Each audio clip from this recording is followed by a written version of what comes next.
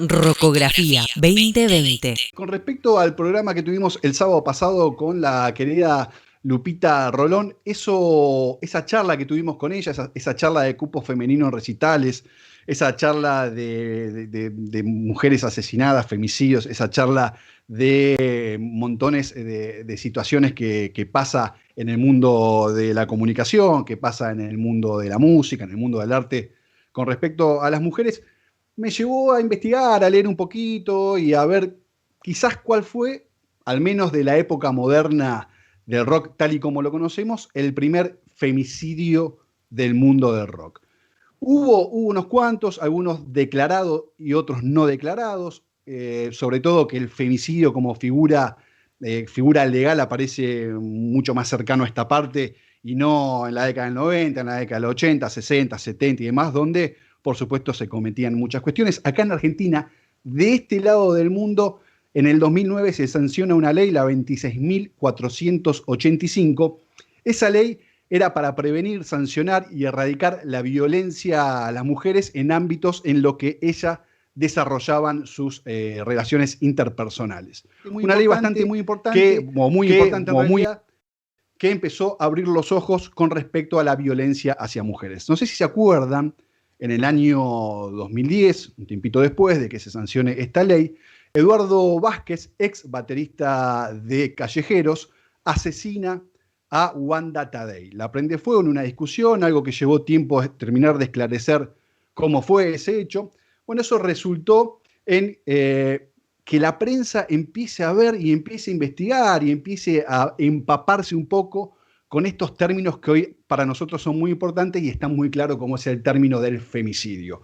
En ese momento fue declarado como un homicidio, se le cambia después esa carátula a femicidio porque un día como hoy, pero en el 2012, se sanciona la ley 26.791, que es la ley que pone al femicidio como una causa autónoma de homicidio hacia una mujer, un homicidio perpetrado por un hombre hacia una mujer solamente por el hecho de ser mujer. Esa ley es muy importante al día de hoy y sucedió un día como hoy, pero en el 2012.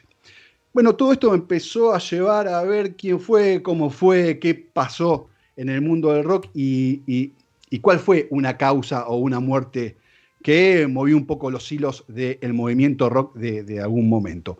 Vamos a hacer un viaje. Les propongo hacer un salto en el tiempo, ir hacia 1993, nos vamos a ir muy lejos en el tiempo, y vamos a ir a Seattle. Vamos a ir a Seattle, a un Seattle donde, para, por ejemplo, los asesinos seriales, Seattle era Disney World. Era ir a un lugar que para ellos era alucinante. Seattle era un lugar muy oscuro, es un lugar que ahora, debido a toda esa cuestión que tenía en la década del 90, en la década de los 80, ha cambiado mucho su idiosincrasia, ha cambiado mucho su forma de vivir.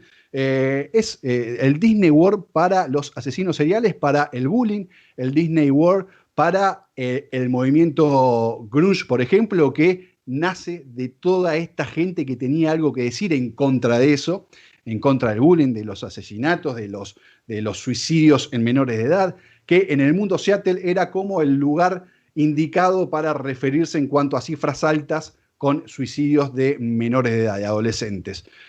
También es, por supuesto, como decíamos, la tierra del grunge, la tierra de Nirvana, de Alice in Chains, de Pearl Jam, de Jimi Hendrix, la tierra de Starbucks, la cafetería esa muy famosa. Sin duda Seattle tiene todo eso, ¿no? Esas cosas que están recontra buenas, esas cosas que están, por supuesto, tremendamente mal. Vamos a ir ese año, a 1993, donde en 1993 la música vivía momentos espectaculares. No sé si Pablo o si Martín, o creo que Martín tiene la década del 90 o 1993 como su año del mundo del rock, o yo alguna vez esto lo hemos hablado, no sé si concuerdan, porque fue un año Sí, sí, espectacular. los 90 en general fue una década tremenda para la música. El problema es que después no fueron años tan buenos, pero 1991 es un año espectacular para lo que es la música y inaugura una década que no pararía de largar éxitos. Creo que los primeros 5 años de los 90 es tremendo, la cantidad de música. Creo que se lo puede asemejar como a la segunda mitad de la década del 60, del 65 al 70, que creo que la última mitad de la década de los 60 y la primera mitad de la década de los 90, yo salvaría eso, con esa música ya tengo para escuchar toda mi vida, me parece. Tal cual. Bueno, como bien decías vos. Sí, cantidad y calidad. Sí, totalmente. Porque Calidad. no es casualidad también, porque fue un momento en que todavía por lo menos desde un punto de vista totalmente subjetivo, y cómo escuchamos la música, en los 90 fue un momento ideal donde se conservaba lo analógico y la calidad de grabación de antes, sin que todavía haya nacido, que nació después de la grabación digital, esa guerra de sonido tan psicópata que había, que te hace que escuchar un CD entero de ponerle del 2005 o del 2000, hace que te canses, ese volumen tan grande en el gráfico, que se ve toda una cosa, no estaba todavía, entonces es como un punto medio. Y creo que los puntos de inflexión son algo muy copado para escuchar y ver y prestar atención, porque en el 65 pasó lo mismo, fue un punto de inflexión. Es como que tienen una cosa parecida en algún sentido.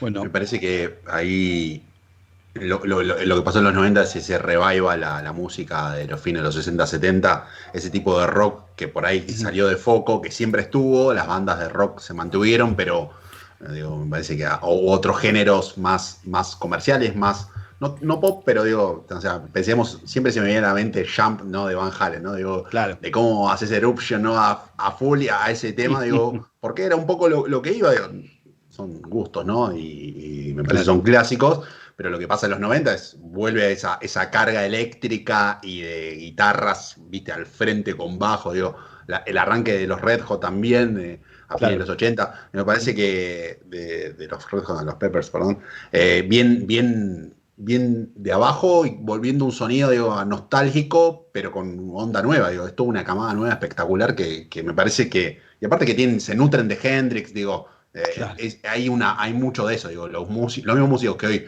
son más nuevos ahora se nutren de esos músicos, nosotros nos encanta, y es una cuestión cíclica que está buenísima, que pasa y se repitió en los 90, como dice Dani.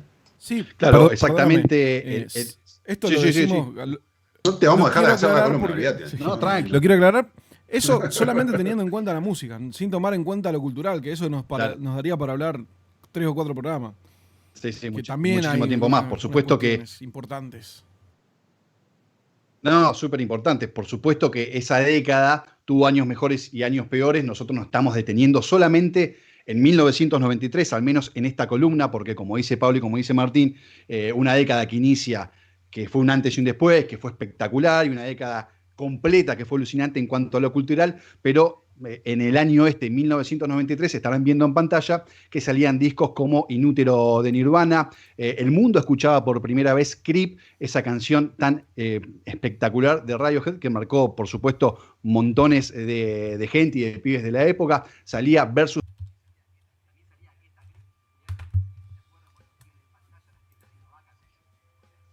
Aerosmith en el cuero. De este lado del mundo, acá en Argentina, salían discos como Lobo Suelto y Cordero Atado y Asquerosa Alegría de Bersuit Vergarabat.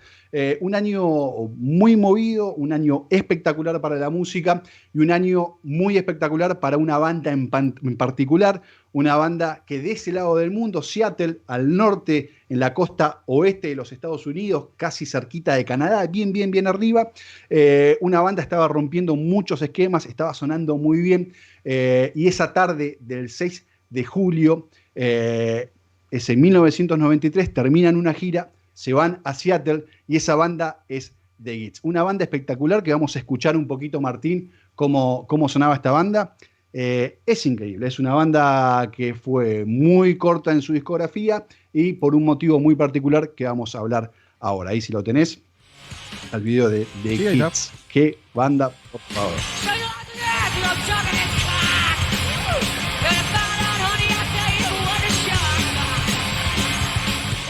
Se suena todo esta banda. Es increíble cómo suena. Para la época su sonido fue bastante contundente, sobre todo para esa zona de los Estados Unidos, y salían a girar por todos lados. En Estados Unidos la estaban rompiendo. Steve Moriarty era el baterista de la banda, Joe Spring era el guitarrista, Matt Dresner era el bajista de la banda y por supuesto la cantante de la banda era Mia Zapata, de quien vamos a hablar. Están viendo un video alucinante de una banda que en vivo rompía absolutamente todo.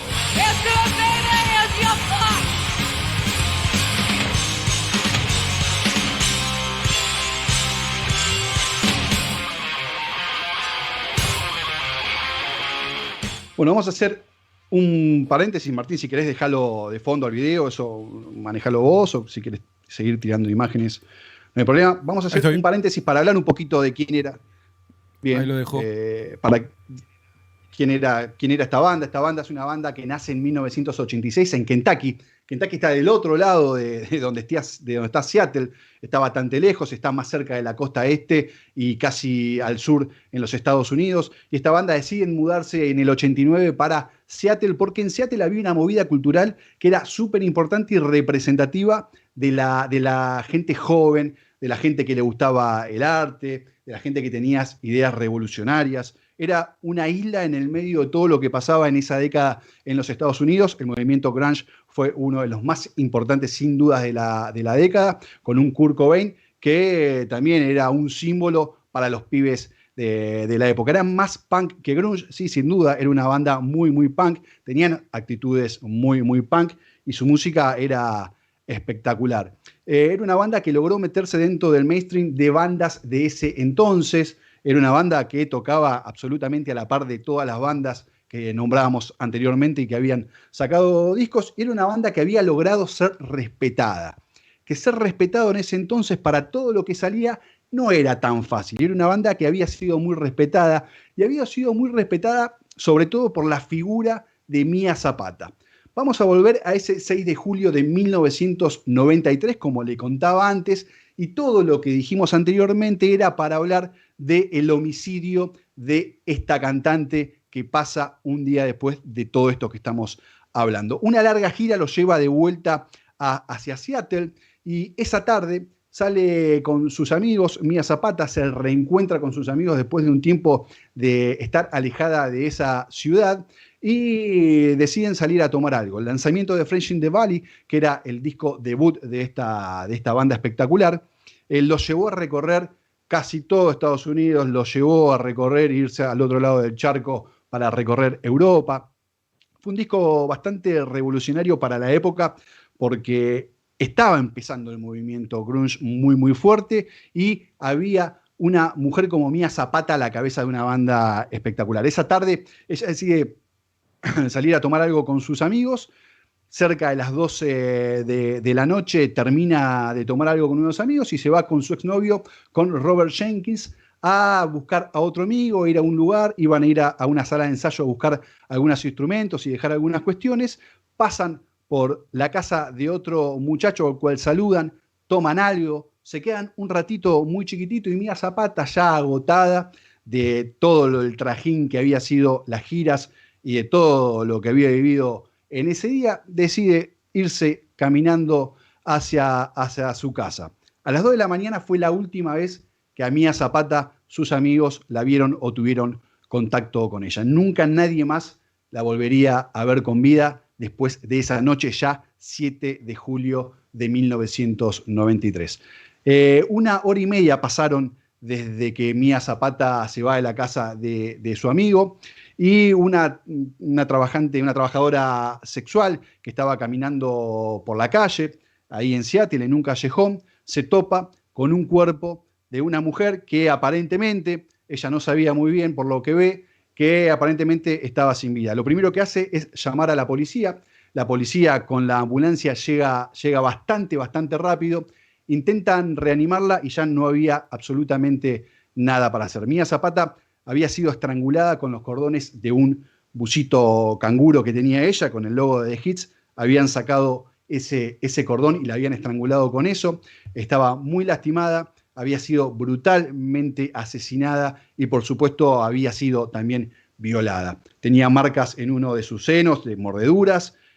Había sido un ensaño, había tenido la persona que se había encontrado lamentablemente con Mía Zapata en el camino, fuera de lo común para ese entonces, muy, muy lastimada, con basura por encima de ellos, porque estaba en un callejón cerquita de un lugar donde había basura. Esta chica le llama la atención cuando ve el cuerpo que había ratas alrededor, como si las ratas, ese hubiese sido hacer el festín de estas ratas. No pueden hacer nada, la llevan a un hospital, pero la declaran muerta a las 3:15 de la mañana en esa madrugada del 7 de julio. Sus amigos buscaron durante toda la mañana porque se tenían que encontrar con ella muy, muy temprano y empezaron a buscar en distintos lugares hasta que dan con alguien que les informa que Mia Zapata estaba en la morgue. Jenkins va a reconocerla y realmente se encuentra con una escena bastante dantesca. La muerte de Mia Zapata fue una muerte que trajo la unión de muchos músicos de la época. Como por supuesto no se sabía quién había sido el asesino, no había rastros absolutamente de nadie, no tenían apuntado a nadie tampoco, nadie había visto ni escuchado nada. Las bandas deciden juntar plata y pagarle a un detective para que un detective lleve adelante la investigación de quién había sido el asesino de Mia Zapata, porque meses después todavía todo había quedado en la nada. Las bandas que juntaban plata... Seguramente sí. Era la visión de la policía de Seattle, era, bueno, una puta más muerta. Una más muerta. Esa visión de mierda que tienen, que han tenido y que algunos, en muchos lugares se conserva de juzgar a la víctima. Decir, es una rockera reventada, sucia, drogadicta, nada, la violaron y la mataron y bueno. Así, esa visión creo que es como que dicen, una más, no hacemos nada. Me parece que eso es una cosa que tiene que cambiar pronto porque está cambiando, se están haciendo esfuerzos, pero en ese momento era así, era una mierda. Era peor que, imagínate si ahora es bastante complicado denunciar la desaparición de una mujer, la muerte de una mujer. Imagínate en ese entonces, estamos hablando 20 años para atrás, y la verdad que la reacción de la policía fue una cuestión muy tranquila. Al principio es tal cual como decías vos, es una prostituta más muerta, nadie le pareció importante, hasta que por supuesto dieron a conocer quién era porque los propios compañeros de banda y amigos fueron quienes reconocieron el cuerpo y dijeron, no, esta es Mia Zapata, es una referente del movimiento grunge punk de acá de Seattle, y venimos de hacer una gira que nos estuvo recorriendo por todos Estados Unidos. Seattle no volvió a ser el mismo, si bien en Seattle ya pasaban muchas cuestiones horribles, no volvió a ser el mismo porque el asesino estaba ahí entre la gente, podía ser cualquiera, no sabían ni siquiera si había muerto por algo, que un fanático loquito que ha pasado 1000 veces y que ha querido matar a Mia Zapata solamente por el amor hacia ella, como se dice en estos casos que los tipos son tan posesivos, esos fanáticos como John Lennon. Lo que pasó el otro día, esa obsesión. Bueno. Exactamente. En el cuerpo de Mia Zapata encuentran saliva y encuentran algunos rastros que por supuesto no podían ser cotejados con nada porque las muestras de ADN en ese entonces estaban muy lejos. Y 10 años después, ya con un investigador privado que no había llegado hacia ningún puerto, Nirvana, Pearl Jam, montones de bandas de la zona del under habían hecho recitales para juntar plata, habían donado parte de las ganancias de sus primeros álbumes para seguir pagándole al investigador privado que por supuesto le robó la plata durante muchísimos años y nunca llegó a nada. Se realizó una verificación en el año 2002, en diciembre, del ADN basada en la muestra esa de saliva que habían extraído del pecho de Mia Zapata. Fueron cotejadas con el Banco de Criminales de los Estados Unidos y dieron con Jesús Mezquía, se llamaba este muchacho, con el que la coincidencia de ADN fue del 99,999. Era un pescador que en ese momento de cotejar, en el 2002, vivía en Miami, estaba dando vueltas, había recorrido Florida, había estado en distintos lugares. Era un tipo